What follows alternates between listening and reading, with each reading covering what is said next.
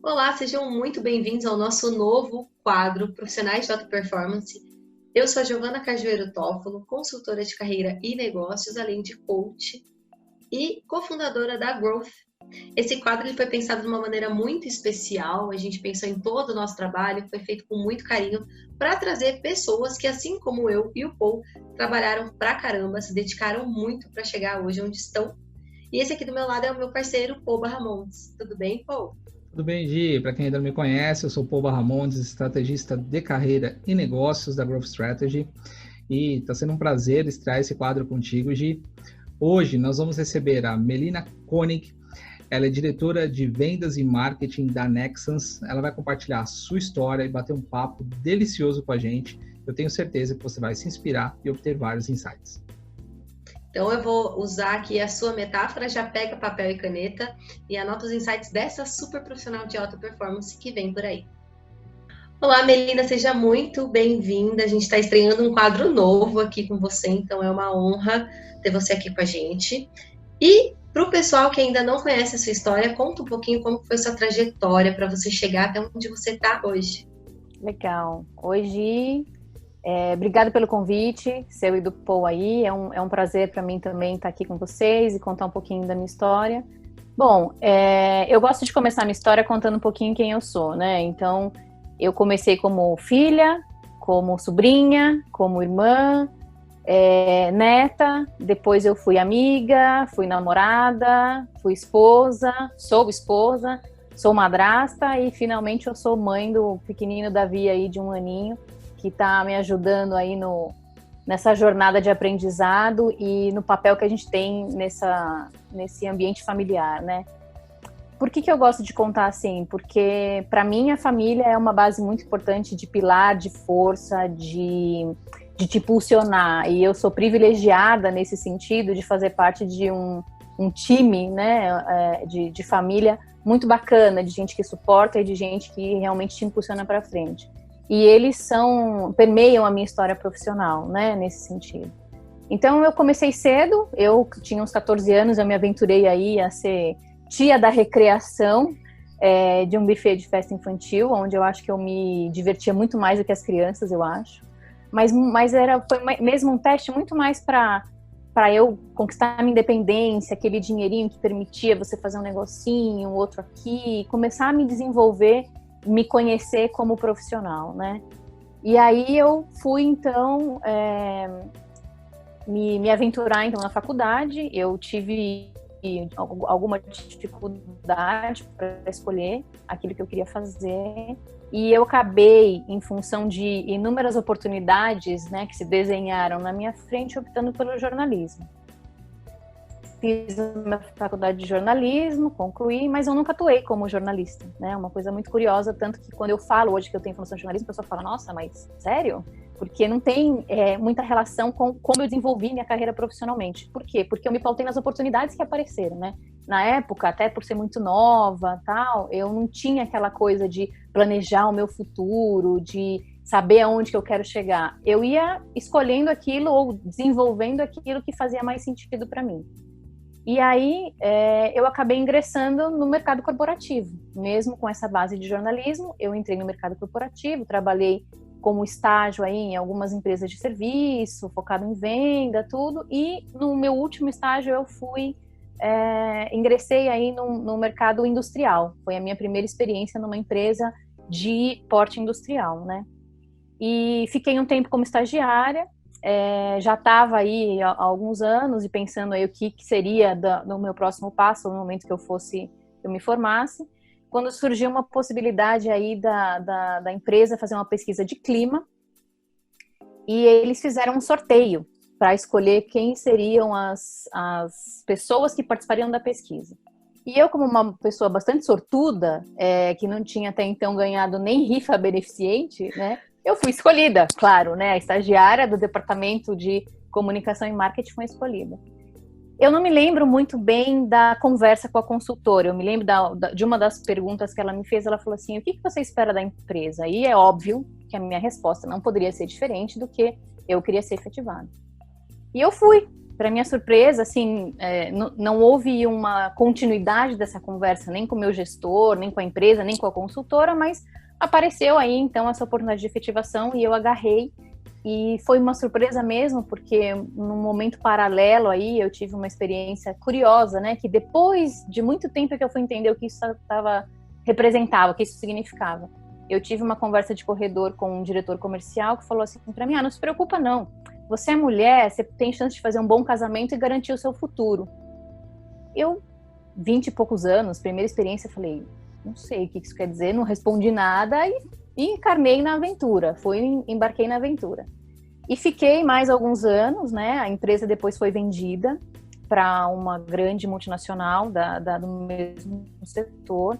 E aí foi onde me despertou, eu falei, puxa, eu acho que eu posso ir um pouco além, né? Eu estava feliz com aquela vida, com aquela condição, mas eu acho que eu posso ir um pouco além.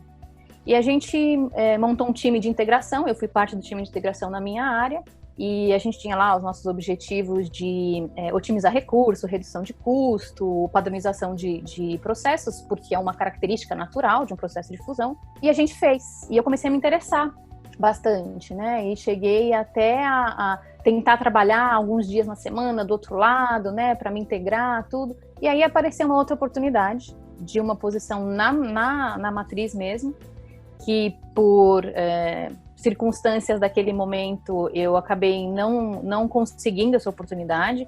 Na verdade, meu chefe na ocasião falou, puxa, no momento não tá legal, não posso abrir mão de você, eu preciso de você aqui. Mas oficialmente eles me disseram, o seu nível de inglês não tá adequado. Mas eu abracei esse feedback, fui estudar, tirei um certificado de proficiência, que eu falei, não, eu não vou perder a oportunidade por conta disso. Mas fiquei um pouco, né, chateada, porque, enfim, era uma oportunidade bem bacana.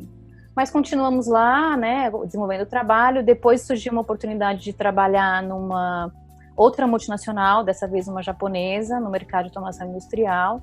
Tinha um desafio bastante bacana de estruturar um pouco de uma visão mais estratégica de marketing, né? Que aí eu já fui me enveredando por uma linha mais de estratégia, de vendas, tudo. Consegui desenvolver uns trabalhos muito bacanas no sentido de construir essas bases.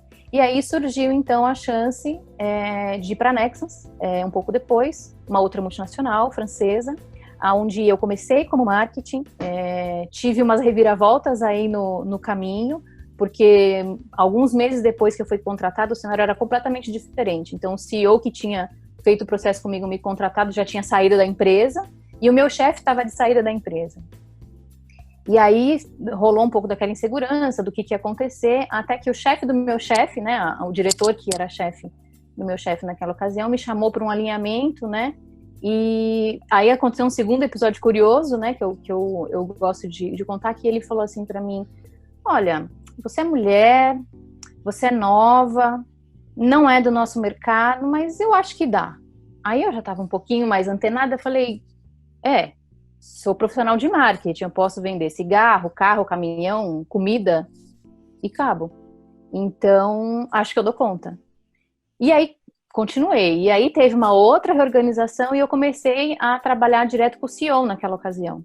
E aí foi uma coisa muito legal, porque a gente teve chance de desenvolver muitas coisas mesmo, né? Então eu comecei não só a trazer a parte de marketing de comunicação, mas o marketing estratégico, desenvolvimento de inteligência de mercado, inteligência comercial, processo de precificação estratégica, que foi uma coisa bastante legal de trabalhar, porque você tocava mais em vendas, tinha uma questão de você não ser tão agressivo com a equipe, porque tinha um conflito aí nesse meio.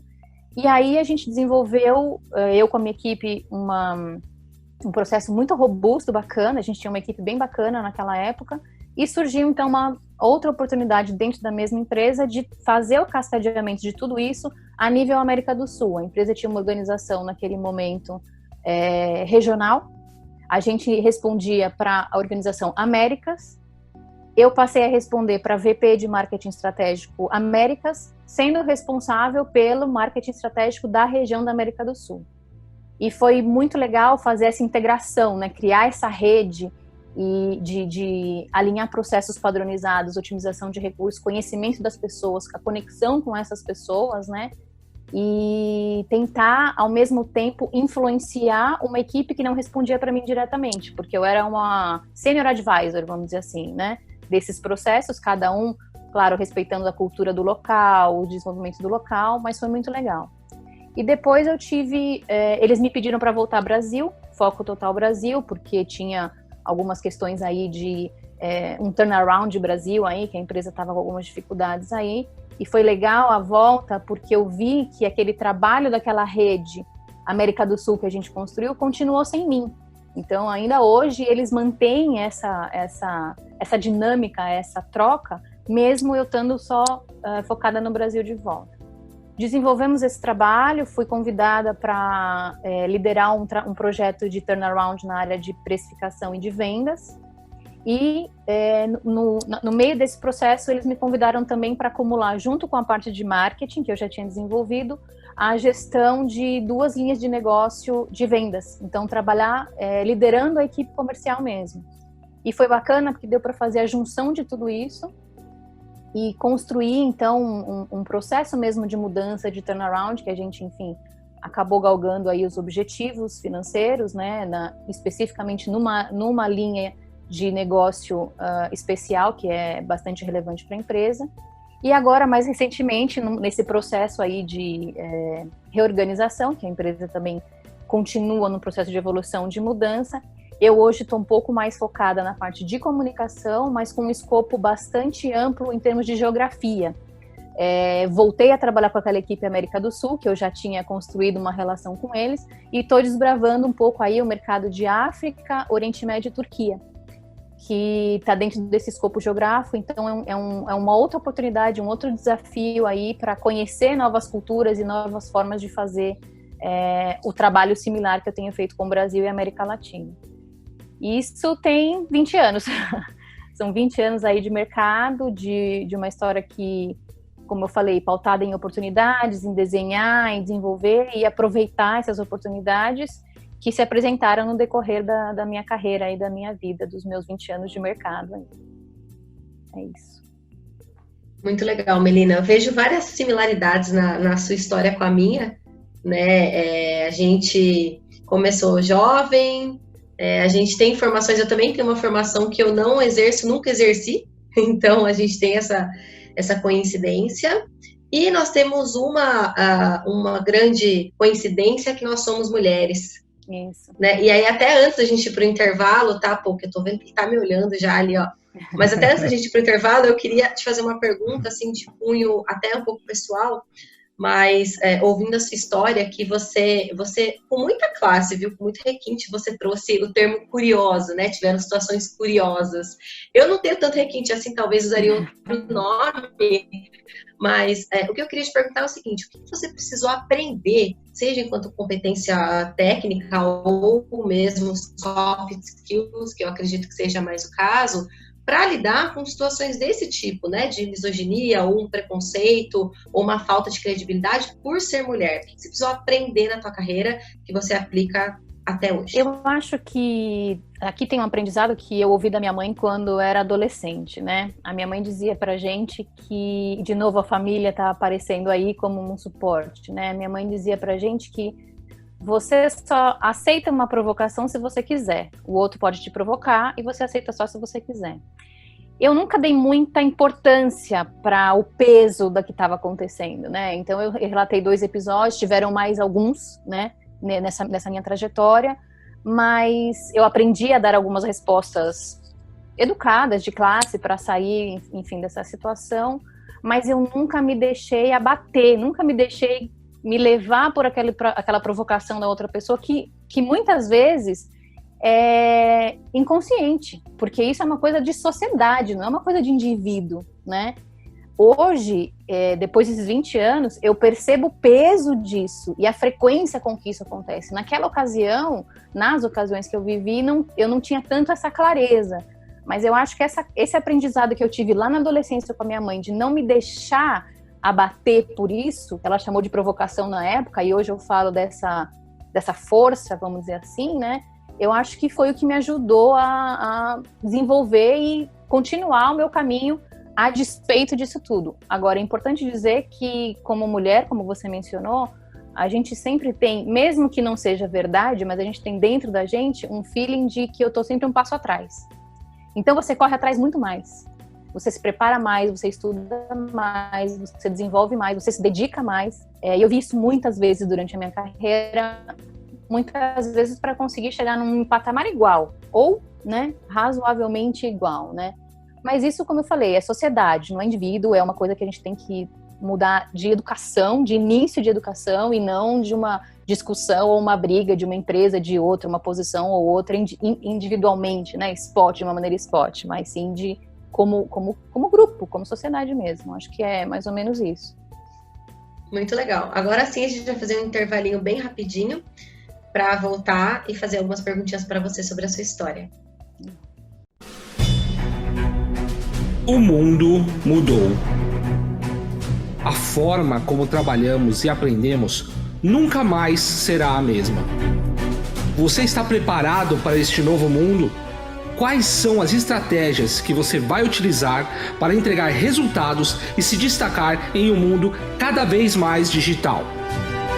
Para crescer na carreira, você precisa ser um profissional de alta performance e estar próximo de pessoas com os mesmos objetivos que o seu. Conheça o Clube dos Profissionais de Alta Performance. São lives semanais no formato Masterclass. A experiência de grandes executivos, mentores, especialistas e profissionais do mercado. Agora, todo o conteúdo das aulas disponível para você acessar onde quiser e onde estiver, e durante o ano todo.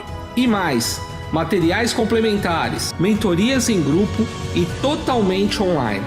Bate-papo com executivos e especialistas, entrevistas e benefícios exclusivos. Você vai turbinar a sua carreira com habilidades comportamentais para aplicar imediatamente na sua profissão. Vai descobrir como se destacar na empresa e no mercado, gerando resultados extraordinários. Fique por dentro das ferramentas mais atuais e importantes do desenvolvimento de carreira. Assine já clube.growthstrategy.com.br.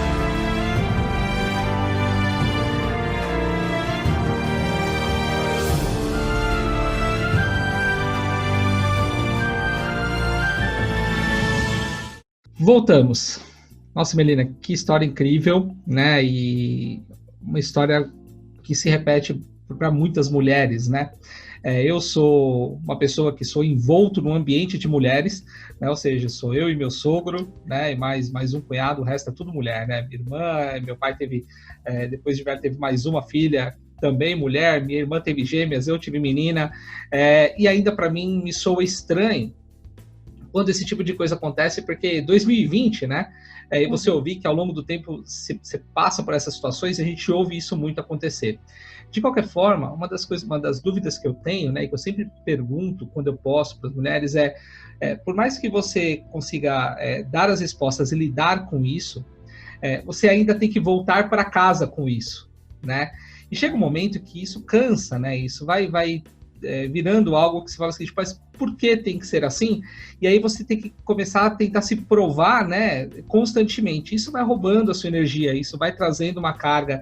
Como é que é isso para você? Como é que tem sido isso, ou foi isso principalmente, ao longo da sua carreira? Como é que você administrou essa pressão interna? Eu queria só botar uma curiosidade nisso que você falou, que é interessante, que 100% dos casos curiosos que eu tive, esses homens, né, tinham filhas.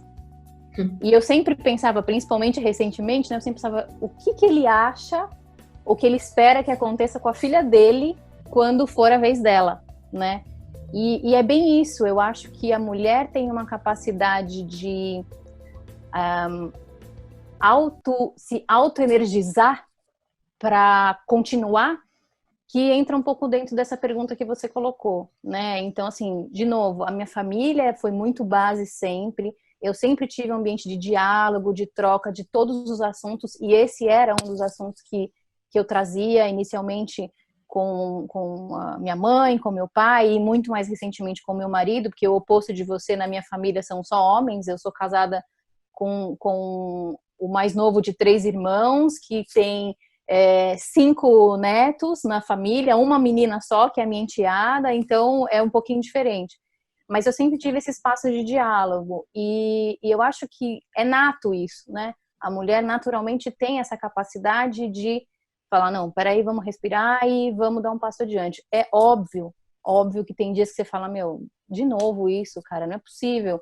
Aí você conta até 10, sai da sala, vai tomar uma água, vai tomar um café, distrai e vai procurar uma outra fonte para se reenergizar, né? Eu acho que...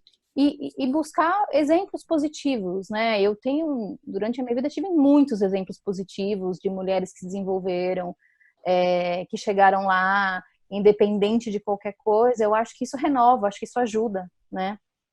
Então eu vejo um pouco dessa força nata e dessa inspiração desse grupo, dessa coisa meio...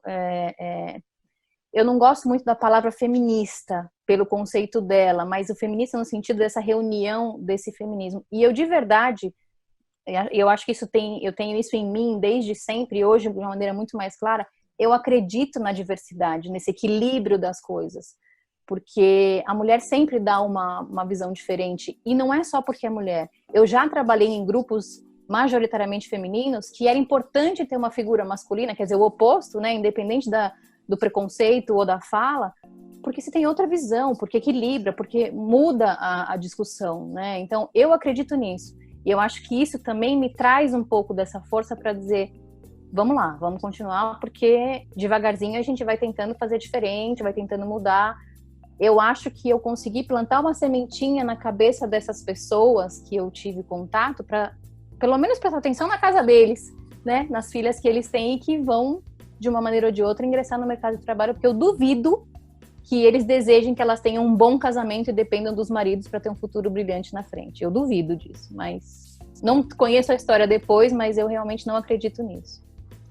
Eu não acredito nisso e eu entendo da seguinte forma, né? Posso até ser criticado por isso e eu vou ser massacrado por homens. Falar assim, cara, você está indo de contra o ser masculino, mas na verdade por viver num ambiente feminino eu tenho que... Cara, vocês são muito melhores que a gente, cara. Eu trabalhei muito com mulheres, minha equipe tinha muitas mulheres e o poder que a mulher tem, né, a diversidade que ela traz, claro que o homem é importante, eu acho que a diversidade, você tem que ter vários gêneros para a criatividade, mas eu acho que é mais um sistema de defesa, sabe? Assim, cara, como a gente sabe que vocês são melhores que a gente tenta de alguma forma diminuir, né, porque a gente nunca vai conseguir fazer o que uma mulher faz, né? É impressionante a capacidade que vocês têm de fazer muitas coisas ao mesmo tempo, de lidar com muitas coisas e ter um olhar que o homem não tem, né? De abrir a geladeira, a manteiga tá na frente e você perguntar, amor, cadê a manteiga? E tá na sua cara e isso é natural do homem, né? Todo homem é assim. Então é algo muito interessante que eu entendo dessa forma, né? E espero que isso mude ao longo do tempo, porque eu não acho nem um pouco justo. Eu acho que a questão é equidade, né? Todos têm capacidades, né? E você tem que respeitar as pessoas pelo que elas são, independente do gênero, independente do que seja, né? É isso aí. Eu queria sair um pouquinho desse tema agora para voltar numa outra questão. Bom, Melina, você veio dessa área do marketing, né? Sempre muito comunicativa, isso transparece em você, a forma que você se comunica e tudo é super claro, é super didático. Mas o marketing eu também, né, tô um pouquinho aí nessa área, colocando um pezinho nessa área, e eu entendo que o marketing é uma área, assim como algumas outras correlatas, tecnologia, vendas, que demanda muito aprendizado contínuo, muda muito rápido, é o tempo inteiro uma novidade. Essa habilidade de pesquisar sempre, de buscar conhecimento, de aprender novas coisas, técnicas, competências, você já tinha em você desde sempre ou você precisou desenvolver ao longo da sua carreira? Eu sempre gostei de aprender, né? Sempre gostei de estudar. Tanto que eu sou formada em jornalismo, fui estudar comunicação na época, porque tinha correlação com o jornalismo. Depois eu fui estudar um tema nada a ver, que eu fui estudar história contemporânea, que era uma coisa que eu gostava, e fui estudar marketing, fui estudar gestão empresarial, então sempre gostei disso, né? E eu acho que isso é importante no mundo corporativo, porque essa nossa área, essa área de marketing, essa área de vendas, não existe hoje, já não existia antigamente, hoje muito menos receita de bolo, né? A gente falava em alguns momentos sobre a customização, cada um é de um jeito e tal. E hoje, mais do que nunca, isso tem que estar presente. Então, eu sempre gostei de ler Sempre gostei de estudar, de conhecer coisas diferentes, de viajar. E eu acho que isso traz a bagagem para você formar um pouco, mesmo da técnica, né? Porque a técnica muda muito, né? A gente vê isso na medicina, que é uma ciência, que é uma coisa que você imagina, para quem está de fora, que é uma coisa quadradinha, o tipo sanguíneo é esse, essa condição é essa, mas não é, isso evolui. E na área de marketing e vendas não é diferente, né? Então, é o tempo todo pesquisando, olhando alguma coisa, escutando um podcast. E hoje em dia é muito legal que a tecnologia proporciona isso, né? Você não precisa mais só fazer um MBA ou só fazer um curso para adquirir aquilo.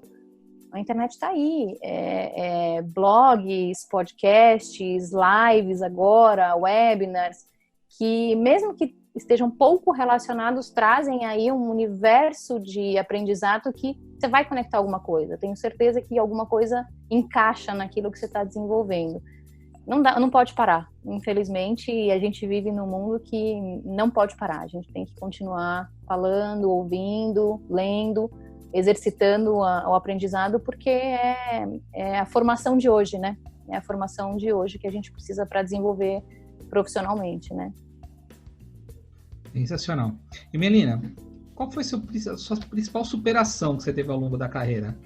Aquelas dificuldades, você falou, nossa, essa aqui foi o ponto de inflexão da minha carreira, que você passou ao longo desses 20 anos aí. Eu acho que muito relacionado com essa questão das oportunidades que se desenharam, eu sempre me aventurei, né? E sempre topei desafios que algumas pessoas talvez não topassem.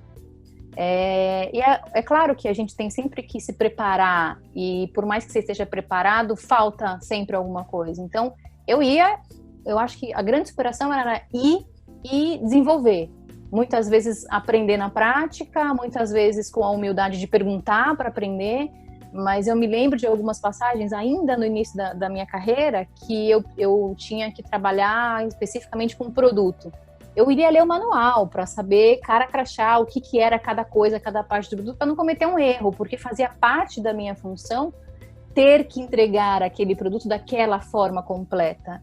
E eu acho que a superação foi isso. Cada etapa, cada aventura que eu topei, cada novidade que eu topei, é ir lá e falar, legal, vamos trabalhar, vamos fazer junto, vamos aprender. Não tá legal? O que você quer que eu ajuste aqui, né?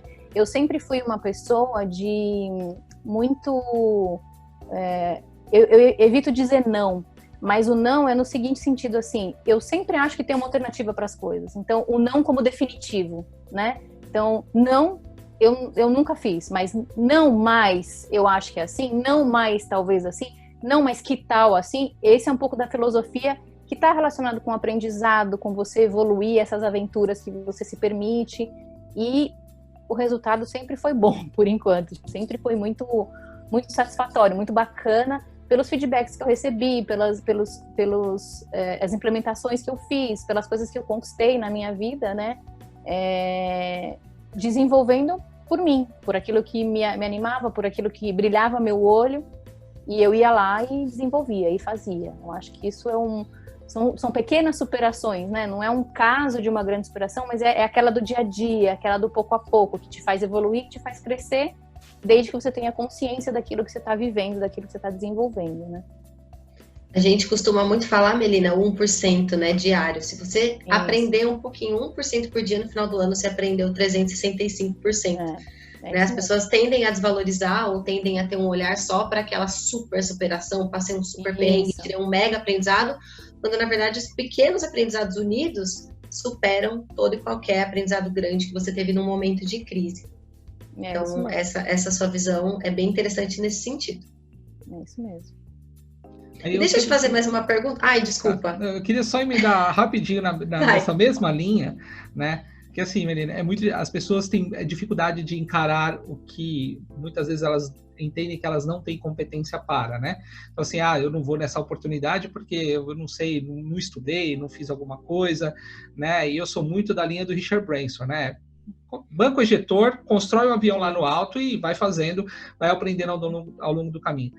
Da onde veio essa sua característica, né? Da onde saiu essa sua questão de, cara, eu vou encarar e eu vou aprender ao longo do caminho, que é uma competência do aprendizado contínuo, né? O desenvolvimento contínuo, que para muitas pessoas isso é muito difícil, e essa característica é encontrada principalmente em pessoas de sucesso, né? Da onde veio isso? É algo que você desenvolveu? É algo que já veio de infância? Foram seus pais? Como é que isso se deu? Eu vou remontar de novo a família, Paul, porque eu sou filha de professora, né?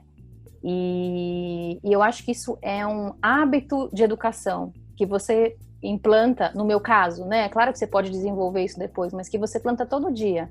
Então, assim, hoje eu fiz isso, legal, amanhã vamos fazer aquilo diferente, e essa evolução é construída. Então, desde aprender a amarrar o sapato, que no primeiro dia você não consegue, no segundo dia você faz um pouquinho, no terceiro dia a criança faz mais um pouquinho, até a vida profissional. Então, para mim, é uma coisa natural, né, desse desenvolvimento. É claro que com a maturidade você vai evoluindo as técnicas, as metodologias para fazer isso, mas é uma coisa natural.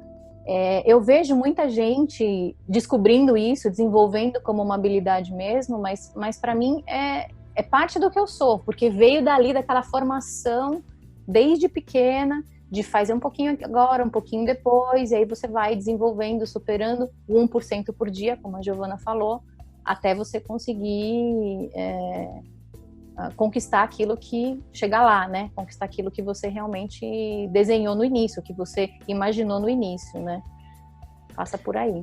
Antes da gente ir para as nossas dicas finais, né, eu só queria fazer uma perguntinha no sentido, quem tem essa característica como a sua, eu e o Paul também temos, então a gente tem até propriedade para falar, de sempre aprender e testar coisas novas, até usando aí a analogia com o que você disse, alternativas. Eu não dou um não definitivo, dou caminhos, né? Geralmente são pessoas que tentam, quem tenta mais tem maior chance de fracassar porque tenta mais, tá? Claro. E eu queria saber como que é isso para você, como é que você lida quando você propõe uma alternativa e ela não dá certo, e aí você tem o que, a gente não gosta dessa palavra, mas eu vou usar, e aí você fracassa. Como que você se recompõe? É frustrante, né? Até porque eu numa autoanálise eu tenho um nível de exigência comigo mesmo muito alto, né? É quase como se eu não me permitisse errar, né? Mas isso é o primeiro instinto, vamos dizer assim, né? Depois entra o racional e você fala, não, ok, faz parte do processo, o fracasso também traz o aprendizado, né? É tão importante quanto o que saber fazer é o que não fazer, né? E eu acho que com o tempo, com a maturidade, a gente começa a desenvolver, eu pelo menos desenvolvi algumas técnicas de tentar mapear o que pode dar errado. É impossível você mapear 100%, não existe isso, se alguém falar isso é mentira, mas você tenta, né? Pelo menos a maior parte, bom, se eu for por aqui, pode ser que aconteça isso, isso e isso, porque você está preparada para o que você vai ter que enfrentar na sequência, seja a frustração, seja o prejuízo, porque o erro algumas vezes pode trazer prejuízo, e você tem que correr o risco, né? Eu acho que correr o risco faz parte desse processo. Mas não é fácil. No começo da minha carreira foi muito mais difícil, eu ficava envergonhada, eu tinha quase medo de ser repreendida por um erro, repreendida no sentido de me mostrarem o erro, né? Mas eu encarava, é aquela mesma história do dia a dia, né? Tá bom, vamos lá, vamos encarar. Voltava, ficava me martirizando, por que eu fiz daquele jeito. Aí, com o tempo, isso começou a amenizar, eu comecei a falar, não, tá bom, errou, qual é a alternativa? O que a gente pode fazer para melhorar, para consertar? Porque, às vezes, você imputou um recurso que você não pode desperdiçar. Então, como é que eu corrijo? Volta atrás, corrige, dá 2 passos para trás para seguir mais um, ou, muitas vezes, joga fora e começa de novo, né? E recentemente eu tive a oportunidade de conversar com uma outra mulher inspiradora, ela era country manager da GE na Turquia, muito legal, porque a Turquia também é um país, né, bastante impactante nesse sentido. E ela ensinou pra gente, foi num grupo de estudo, né, ela ensinou pra gente que eles trabalhavam na metodologia do good enough, quer dizer, tá bom para eu sair e testar? Então vamos. Porque se não tiver legal, se eu sair para testar e não tiver legal, eu gastei pouco recurso. E isso me marcou muito. Eu falei, gente, faz todo sentido, né? Nessa coisa da tentativa, de errar, de voltar.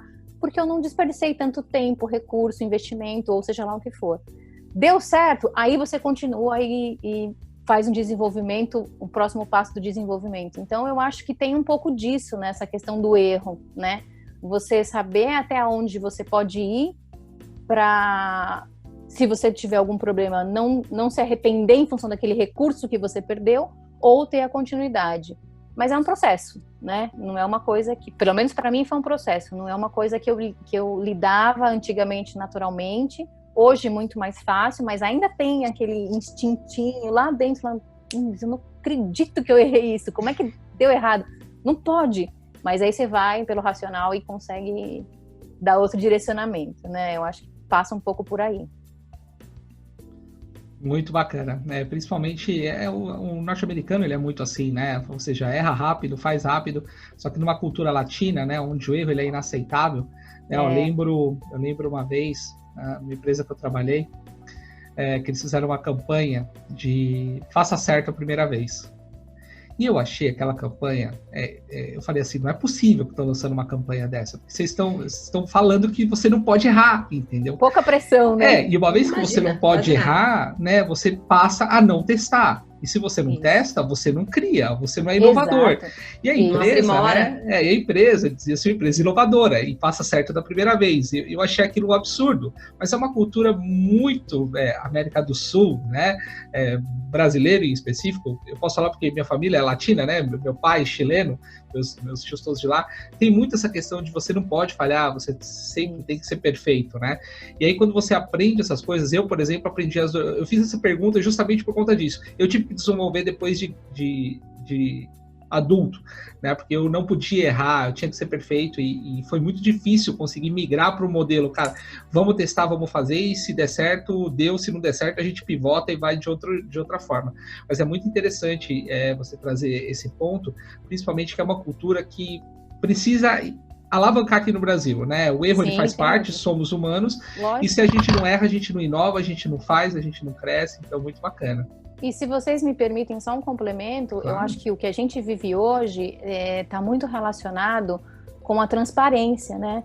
Então, hoje, mais do que nunca, as empresas, as grandes marcas que eventualmente cometem um erro, porque é possível, seja de qualidade de produto, seja de posicionamento, o legal, o bonito é você dizer, desculpa, errei, e vou lá e conserto.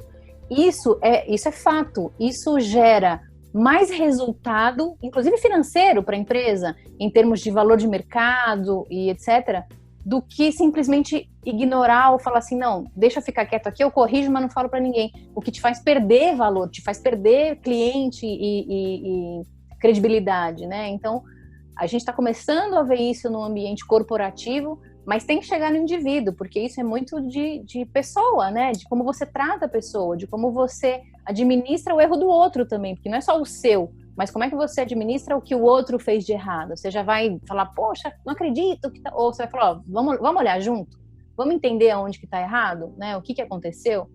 E eu vejo uma tendência, ainda muito no ambiente como marca, como instituição, mas tem que desenvolver rápido, porque é o que você falou, tolhe a criatividade e a inovação, e a gente está vendo aí como é importante a gente ter velocidade de inovação e criatividade no mundo que a gente vive hoje, né? Exatamente. E aí, para a gente ir encerrando para o final, né, Melina, a gente queria saber uma dica de algum livro que te impactou, que você goste, para indicar para o pessoal que está assistindo agora aqui com a gente. Eu queria contar 2 para vocês, né? E eu vou explicar por quê. O primeiro é um livro que chama-se Nos Bastidores da Disney, do Tom Kahneman. Ele dá uma aula ali de como tratar o concorrente, como tratar o cliente, de humildade, né?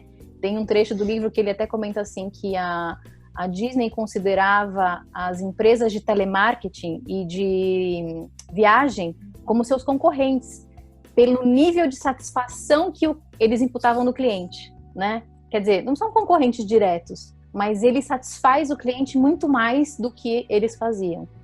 E ele coloca, ele conta, na verdade, no livro, ele narra aí a descrição de um curso de gestão que a Disney oferecia para altos executivos. Eu nem sei se esse curso ainda é disponível, mas é muito legal, isso me marcou muito, porque eu acredito muito nessa relação, nessa tensão que você tem no olhar para o outro, seja ele o concorrente, mesmo que por menor que seja, ou por mais inimaginável que ele seja, e o cliente, obviamente, né? Ou um parceiro, ou um público de interesse da sua empresa, né? Então esse foi muito marcante, eu já li faz alguns anos, mas sempre tem coisas do livro que me vêm à cabeça. E a segunda dica que eu queria dar, depois dessa conversa eu não podia deixar de dar, é Minha História, da Michelle Obama. Eu li ele recentemente, é magnífico, né? Então ele não entra muito na linha de política, partidário, nada, eu acho que isso é bacana, mas ela fala muito como é o desenvolvimento de uma mulher negra nos Estados Unidos, nos anos 90, antes de Obama, ele ainda era Barack só, e ela era só a Michelle, advogados querendo dar propósito para a vida como indivíduo e aonde ela chegou e o que ela planeja para o futuro. É sensacional, eu acho que todo mundo tinha que ler, e obviamente em especial as mulheres, porque tem um exemplo de inspiração muito bacana aí, que para mim mexeu comigo profundamente, foi uma leitura muito legal. Então queria deixar essas duas dicas aí para o pessoal aí, para vocês. Fantásticas dicas, eu já tive a oportunidade de ler os dois, Bastidores da Disney. É um livro fantástico, essa história que ele conta, né, de você encarar o seu concorrente. Às vezes a gente olha, acha que o concorrente é o mesmo do segmento, né? Isso. Na verdade não, né? Quando você pensa na excelência do cliente, qualquer um que atende o cliente, desde a barraquinha de cachorro-quente até uma grande companhia, alguém que você tem que se inspirar, né? E o da Michelle, para mim, ele é o exemplo clássico do que nós falamos aqui, da mulher por trás do Obama, né? O Obama é o Obama porque tinha a Michelle do lado, se não fosse... com certeza. Assim como o John Nash, que eu achei injusto, ele ganhou o prêmio de economia, mas por trás do John Nash, a Alicia Nash foi que levou ele a ser o que ele era. A vida inteira, né? Mesmo depois de divorciados. São exemplos que mostram a importância da mulher por trás de grandes nomes, e é muito inspiradora. 2 livros excelentes que vale a leitura com certeza.